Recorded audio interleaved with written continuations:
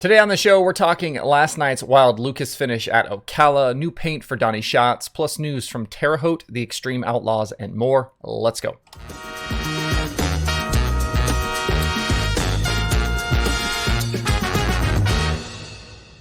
Today is Tuesday, February 1st, 2022. Welcome into Dirt Tracker Daily. I'm Justin Fiedler. Before we get into the show, today's episode is supported by our friends at Moran. Moran is your one-stop online RC speed shop. From hand-tuned motors to electronic speed controllers, batteries, tires and wheels, and everything in between. Moran has you covered with hundreds of hand-picked RC items from the best brands in the business. If you order by 2 p.m. Central Time, your parts will ship that same day. That's how fast Moran is. As a bonus for my Dirt Tracker audience, use code DIRT10 at checkout and get 10% off any order of $50 or more.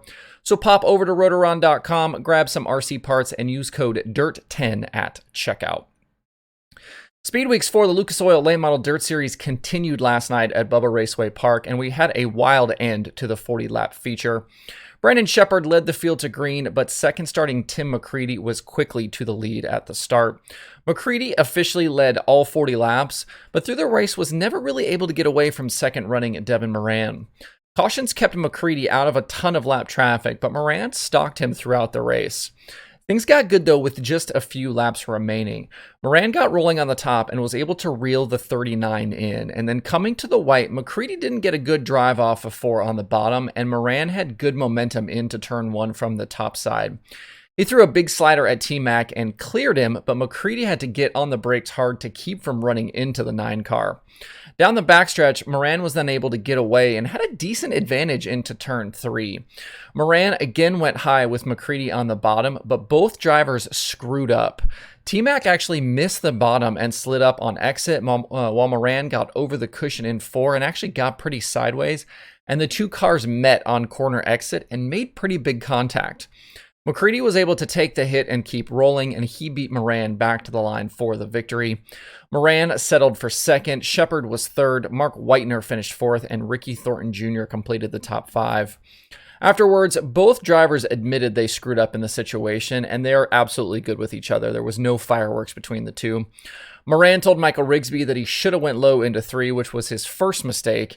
And so in the end, not going low and then the mistake in 4 over the cushion let the win slip away from the Ohio driver.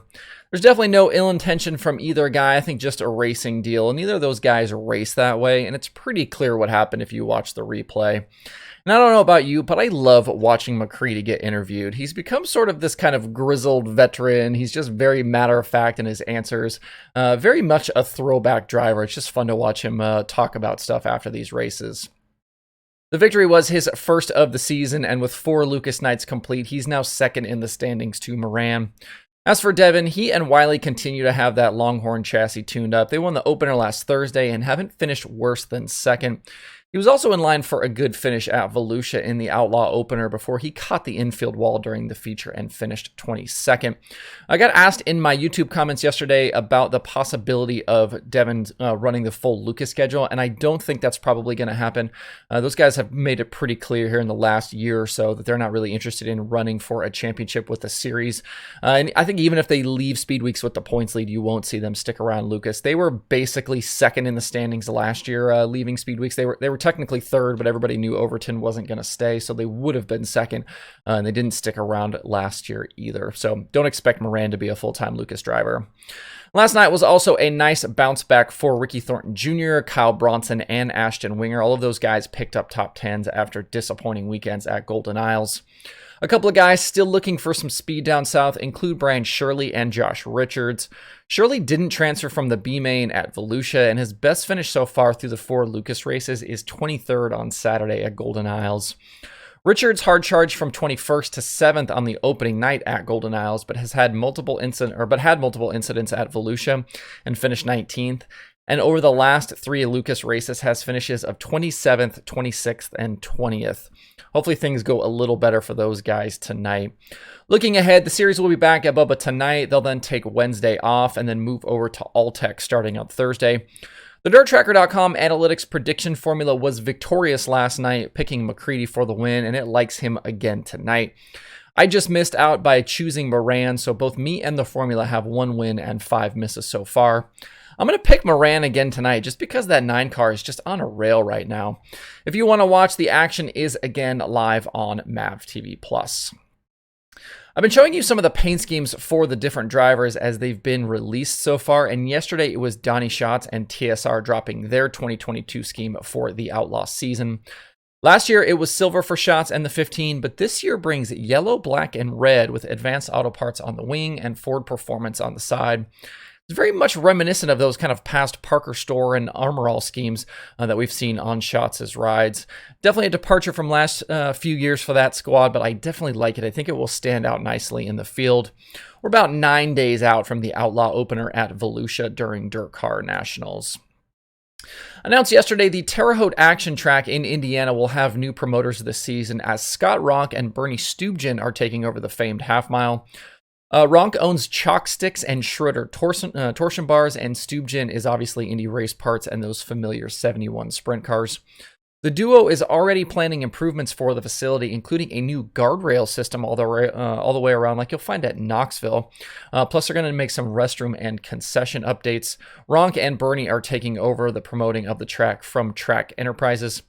Haven't seen a full schedule for the track yet, but USAC will be there 4 times this year, once with the Silver Crown cars and then 3 appearances by the sprint cars. You can find more on the announcement over at usacracing.com.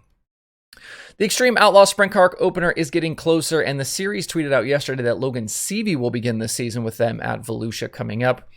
Seavey is driving the Baldwin 5 car again this year, and he was formidable in 2021 in that car, picking up 4 wins and 20 top 10s in 30 USAC starts. I'm guessing we'll see quite a few of those USAC guys come over to Volusia before they go to Bubba the next weekend for the USAC opener. So far, the full-time, actually, might be the sprint car opener might be before the weekend. I'm not sure. I'd have to check that. Anyway, either before or after for the USAC guys for Volusia. So far, the full-time sprint car field will include Chad Baesflug, Jason McDougall, Chase Stockin, Landon Simon, Shane Cockrum, Zach Dahm, and Mario Klauser with the Xtreme Outlaws. It also sounds like we could be adding Corey Schutte to that list soon. Schutte was the 2021 USAC MWRA champion, and he and his John Sawyer racing team are eyeing a full-time run with the series. Schutte has made 6 USAC National Sprint Car appearances over the last 2 years with a best finish of 14th. That happened twice at 34 Raceway in 2020 and last year at Bubba Raceway Park in February. The addition of Schutte would make it 8 full-timers for that series. If you want to keep tabs on the new non-wing series from World Racing Group, make sure you're following at Xtreme_Outlaw on Twitter and at Xtreme Outlaw on Instagram. The season opens February 14th at Volusia. The All-Stars get their season started this coming weekend at Sonoya Raceway in Georgia. We'll get into that in a few days, but the series did announce yesterday they have moved Saturday's program up in the day. The drivers' meeting will now start at 3:30 p.m. Eastern with hot laps at 4:30. It's supposed to be a little chilly when the sun goes down there on Saturday, so I'm sure that's the reason for the move.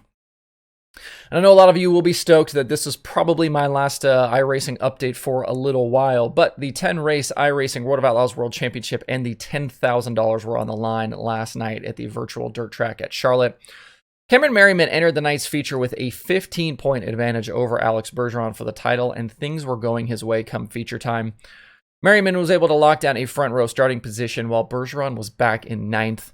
The way things worked out, if Merriman finished 5th or better, no matter what anyone else did, he'd win the championship.